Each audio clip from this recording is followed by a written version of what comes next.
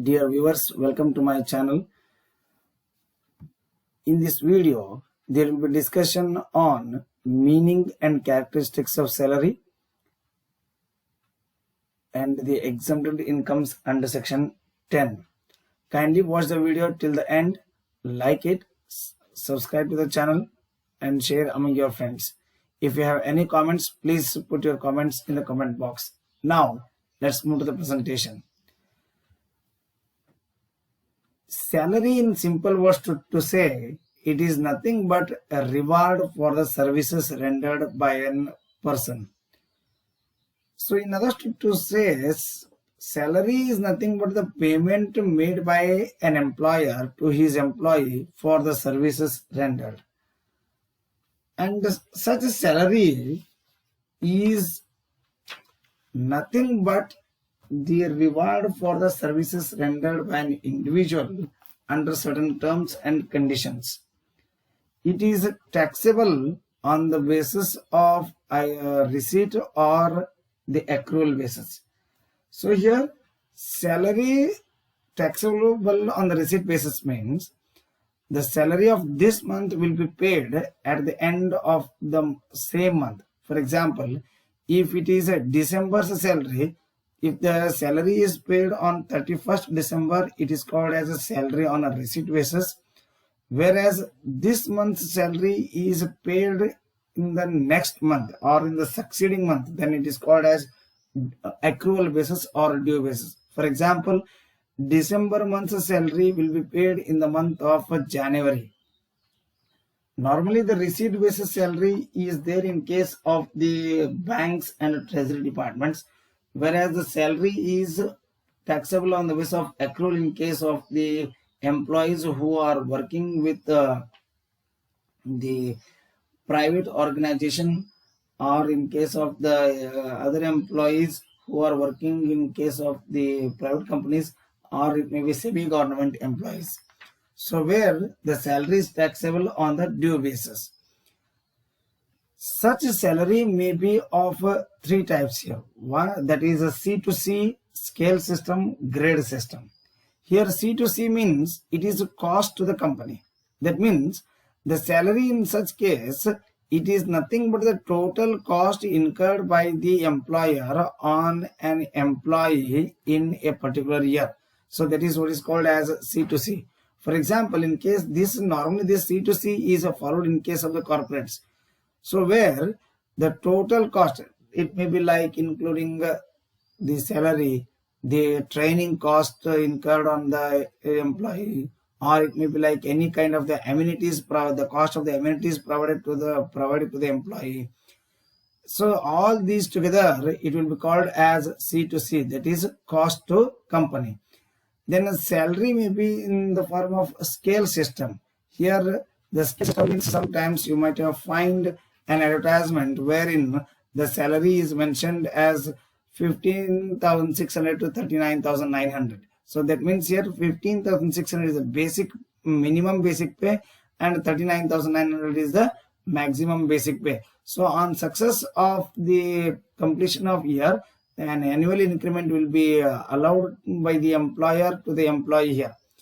Then the salary may be on the grade system also. Here the employees will be classified into categories like A, B, C, D, like this. So based on their qualification and based thereupon the grade, here the salary will be determined. So in case of the grade system, we have got A grade employees, B grade employees, C grade employees, D grade employees. So based on according to the grade here, their basic pay will vary from one grade to another grade.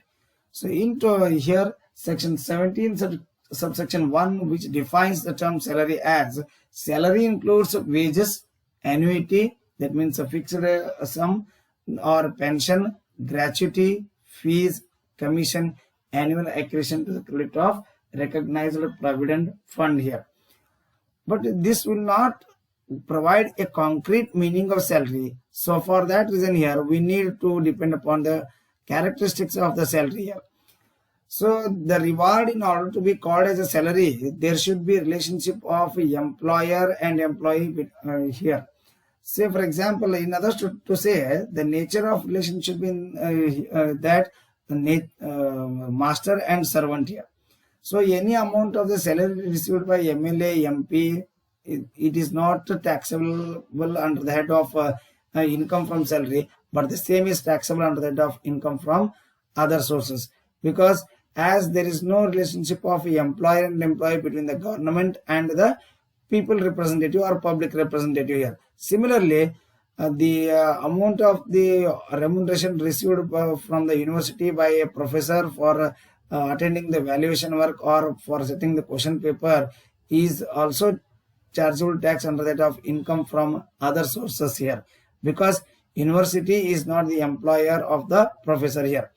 Then a salary from more than one source, that is taxable here. Suppose, say for example, if you are receiving salary from two employers, so where the person is employed on regular basis and he also works on part-time basis, so he is receiving the salary from two sources here, so both the sources are taxable here.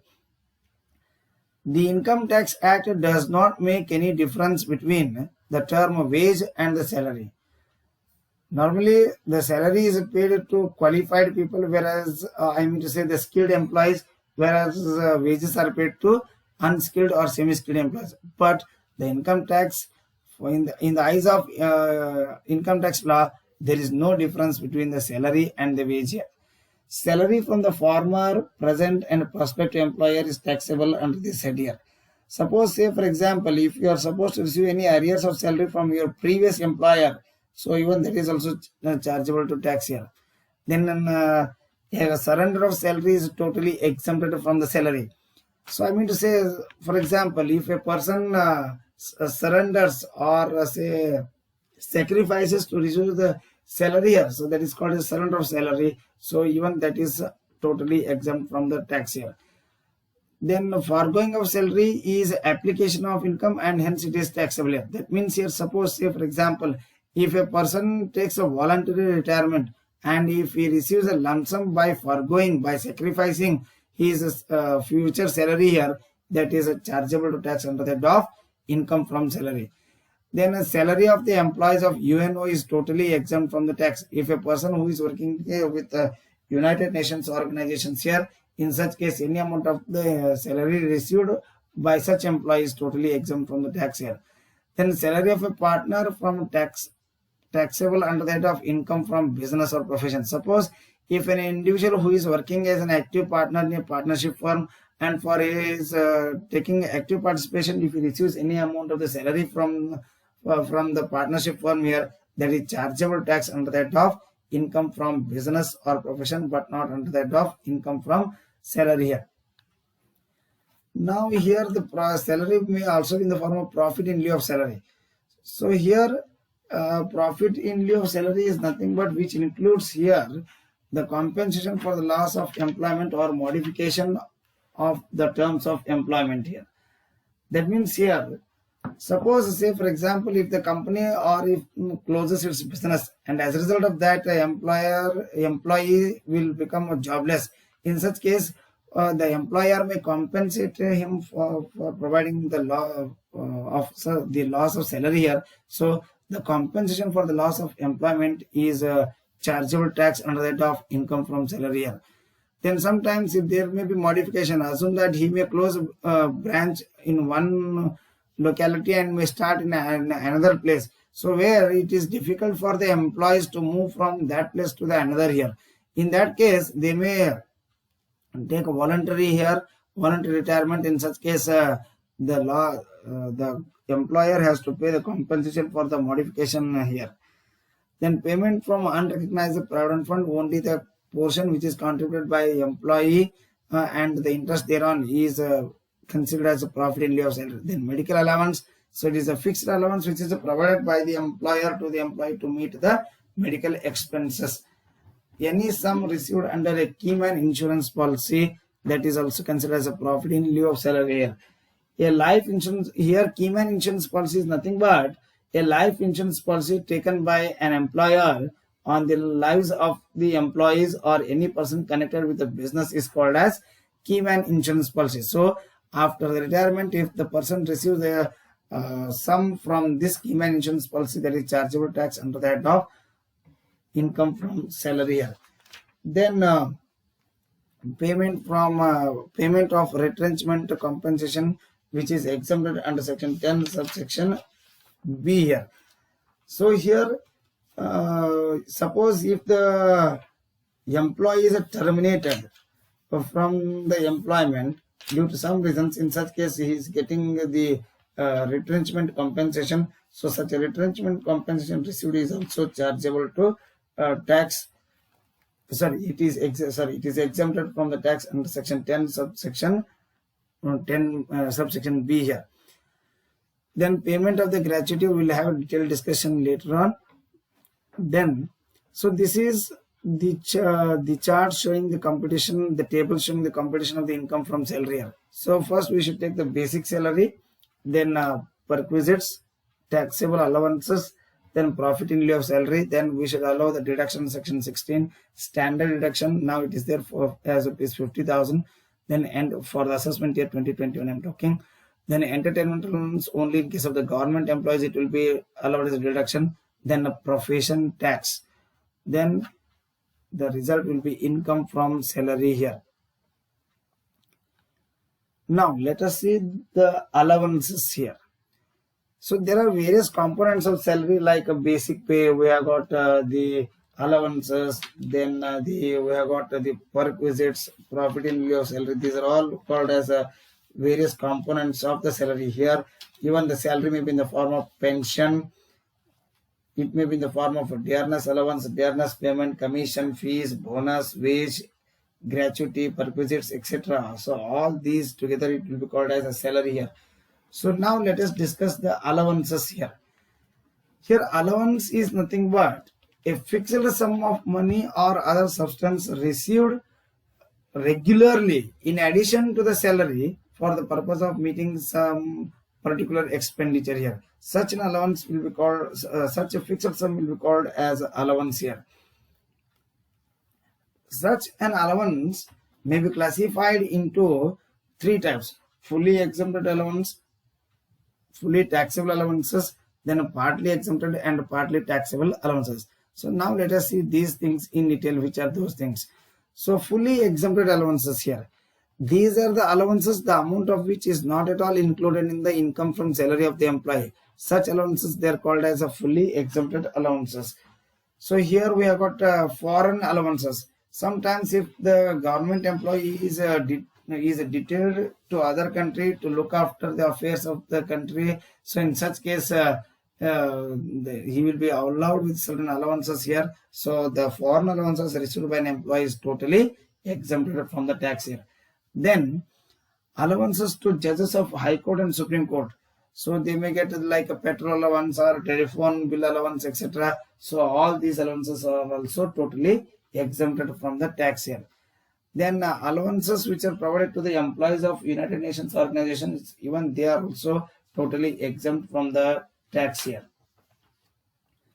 Then comes here fully taxable allowances. Here fully taxable allowances means the amount of the allowances received by an employee is fully included in the income from salary of the employee. So such allowances are like dearness allowance. Here dearness allowance means it is the allowance which is provided to the employee to meet the increase in the cost of the goods and services. So such allowances will be called as a dearness allowances.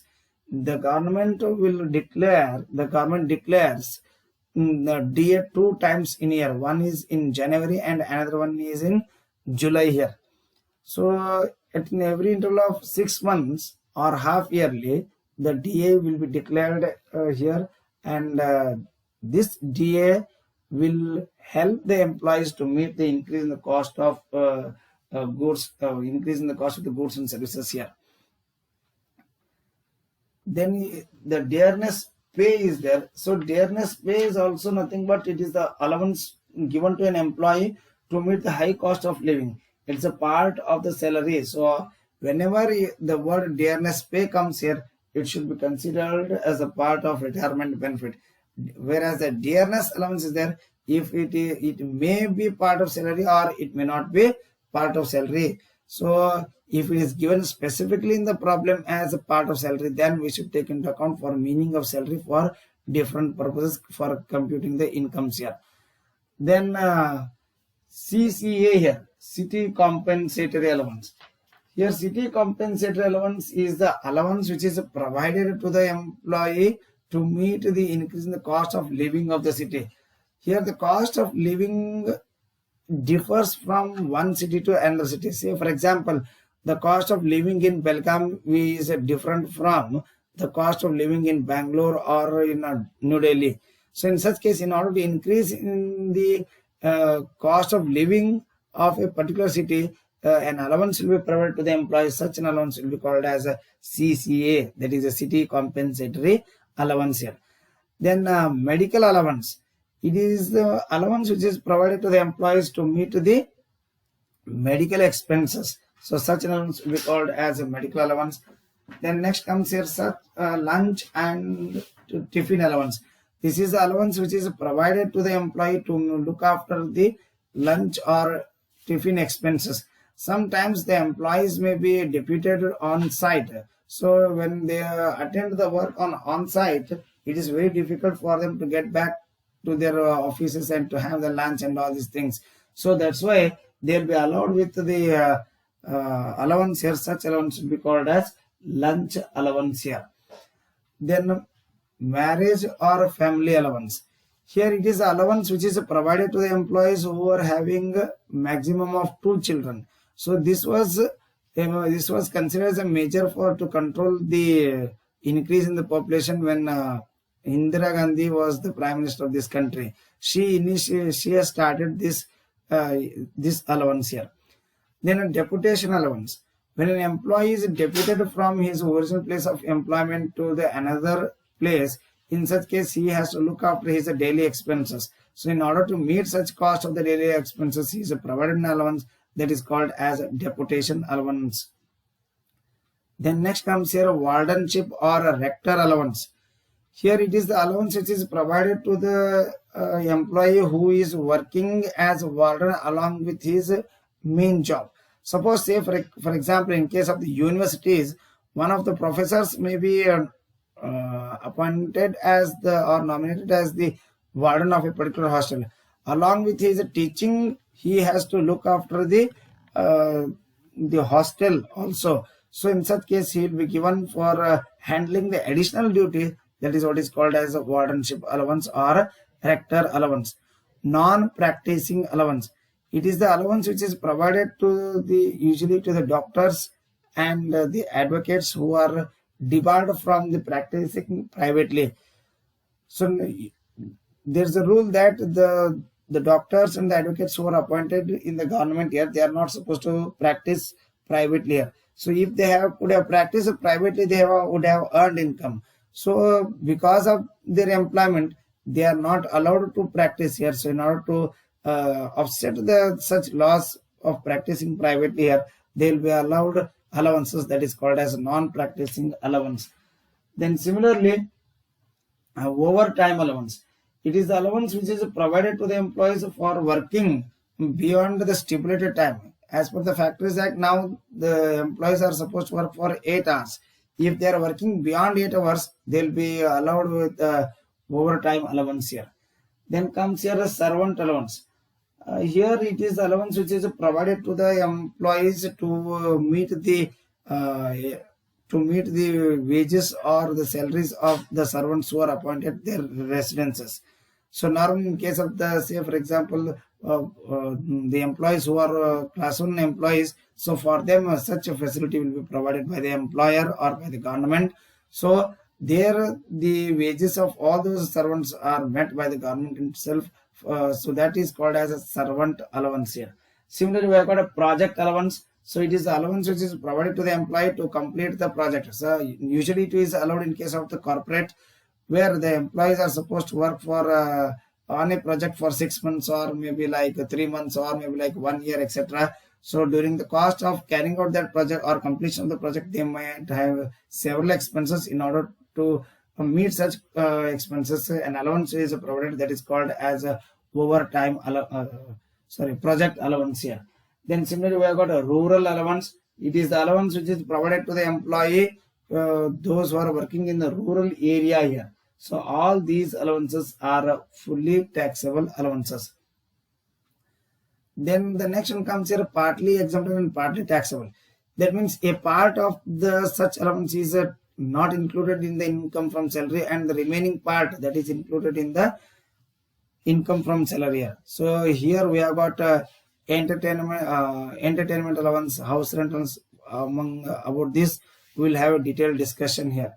Then later on in the next video, I mean to say, special allowances under section 10 subsection 14. Here special allowances, in that we have got traveling allowance, conveyance allowance, daily allowance, helper allowance, academic research allowance, uniform allowances, etc. Here we'll discuss it later on.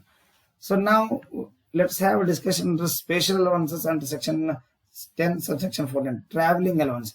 It is the allowance which is provided by the employer to employee to travel, to meet the travel cost when he is working on behalf of the company here. So such a allowance is called as a traveling allowance.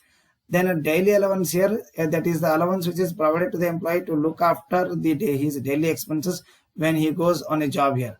Then conveyance allowance, it is the allowance which is provided by an employer to employee to meet the cost of conveyance from the place of his residence to the office and back.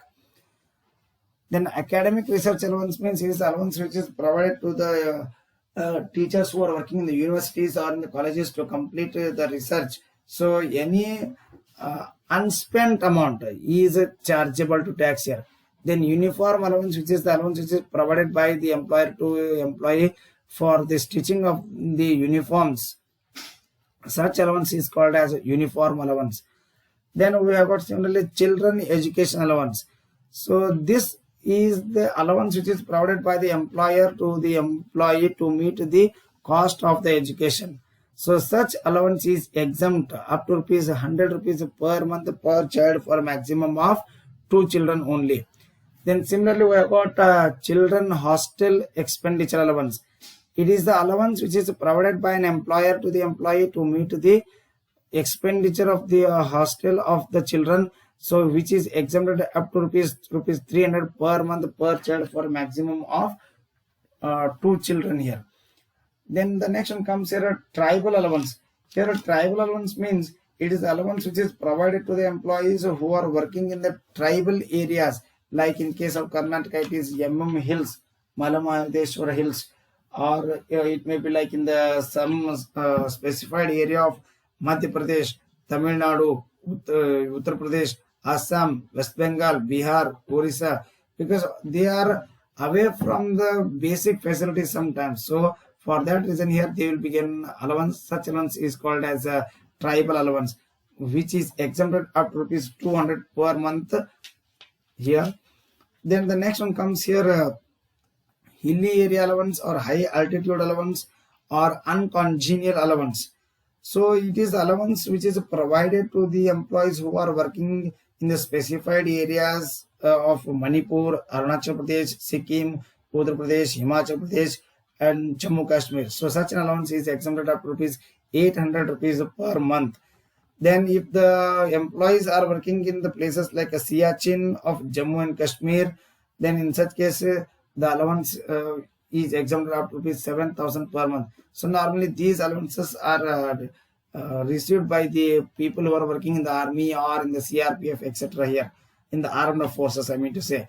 Then the uncongenial allowances is an allowance which is provided to the employees who are located at a height of 1,000 meter or more above the sea level other than the earlier places. So they will be getting an allowance. Such allowance is called as uncongenial allowance, which is exempted up to ₹300 per month. Then the next one comes here, border area allowance or remote area allowance or disturbed area allowance. So always working in such localities cause a threat to the lives of the employees. So in order for that, they will be given an allowance that is called as a border area, disturbed area allowances. Normally these allowances are provided to the employees who are working in the specified area of like Andaman, Nicobar and islands.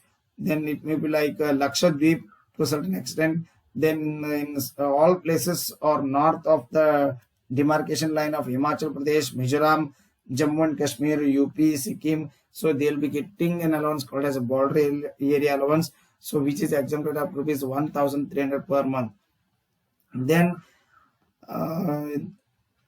in case of the employees who are working in the specified areas of Arunachal Pradesh, or it may be like Jammu Kashmir, Himachal Pradesh, so Manipur, Tripura, so all they are getting an allowance, so which is exempted of rupees 1,100 per month. And if in case of Karnataka, if the persons are working job falls, they are getting an allowance, so which is exempted of rupees 300 rupees per month. Then similarly we have got underground allowance here. So normally this is provided to the employees who are working in the mines. So always there is a threat to their life here. So such allowance is exempted up to rupees 800 per month. Similarly, we have got compensatory field area allowance, which will be given to the employees who are working in the areas like Arunachal Pradesh, Nagaland, Sikkim, Himachal Pradesh, Uttar Pradesh, Jammu and Kashmir. So which is exempted up to rupees 2,600 per month here. Now let us see the exempted incomes under section 10 here. There is a huge big list of the incomes which are exempted under section 10 here. So the agricultural income which is from a land which is situated in India is totally exempt from the tax here. Then receipts from Hindu undivided family. Suppose if an individual who is a member of HF and gets a share in the income of the family, which is totally exempt from the tax under section 10 subsection 2 here. Then the share of the income of a partner from a partnership firm is exempted under section 10 subsection 2a. Suppose if any person who is working who is a partner in a partnership firm, and if he gets his share of profit or loss, so which is also exempted under section 10 subsection 2a, subject to condition that such a share of profit should be calculated as per the profit sharing ratio which is agreed in the partnership deed. Then leave travel concession. The employees will be given the amount for traveling in India either by road or by rail or by air here. So here employees who goes on a travel or on leave in India with his family and cost of such journey is reimbursed by the employer is exempted, subject to exemption is available for 2 journeys in a block of 4 years. So which is exempted from the tax here. Then perquisites or allowances paid outside India. So if the employees who are working outside India on behalf of the Indian government, so they will be paid the certain allowances and perquisites which are totally exempt from the tax under section 10 subsection 7. Then similarly we have got death cum retirement gratuity. Here it is the gratuity which is paid either on retirement or on the death of the employee to his successor, so which is also exempted. We will have a detailed discussion in the next video. Then commutation of pension. So here the pension will be commuted and he is going to get the employee is going to get the lump sum amount, so which is also exempted under section 10 subsection 10a here. So this is a partly exempted and partly taxable income. Similarly even gratuity is also partly exempted and partly taxable income. Then encashment of leave salary. So for surrendering of the leaves, the employee get the lump sum amount. So that is also exempted to a certain extent. This is also a partly exempted and partly taxable income that we'll have discussion in the next video. Then retrenchment compensation. Here retrenchment means cancellation or termination of the contract of service by the employer. At that time of such retrenchment, employees are compensated for such loss of service by the employer. This is exempted to a list of actual amount received or maximum limit of rupees 5 lakhs or an amount calculated in accordance with the provisions of the section 25F clause B of Industrial Dispute Act of 1947. So whichever is the least among those 3 here, that is exempted from the tax. Then compensation on voluntary retirement. So the government started this voluntary retirement scheme in the year 2004. So here, if the employee takes a voluntary retirement and receives a lump sum amount that is exempted from tax under section 10 subsection C, subject to the condition that actual amount received or maximum limit of rupees 5 lakhs, whichever is less, that is exempted here. Then any amount received under life insurance, that is totally exempt from the tax under section 10 subsection 10 CC. Here the sum, the maturity amount received or the bonus received from the LIC, so all these together will be totally exempt from the tax here. Then amount received from the statutory provident fund and section 10 subsection 11, that will have a discussion in the next videos here. Then amount received from Sukanya Samruddhi account. So the government has started Sukanya Samruddhi account for the employee, for the people who are having girl child. So they can open an account with the post office and they can go on depositing till the girl attains 18 years. So after 18 years, the amount can be withdrawn from such account. So the withdrawal of such amount is totally exempt from the tax under section 10 subsection 11A. Then amount received from the recognized provident fund under section 10 subsection 12, we will have detailed discussion in the next video. Then amount received from the superannuation fund. Then house rent allowance. It is allowance which is provided by the employer to the employee to meet the rental expenses of the house. Then the special allowances, which I already discussed in the previous slides here. Then interest on certain securities here, that is exempted under section 10 subsection 15 here, like interest earned on 12 years national savings certificates, national defense bonds, a post office savings bank account. If it is individual account, 3,500 is exempted per year, whereas if the account is held in joint name or jointly, in such case a maximum of rupees 7,000 is exempt from the tax here. Then interest on 7% capital bonds is also exempted. Then family pension received is exempt under section 10 subsection 19. So after the death of the employee, the spouse will get the pension.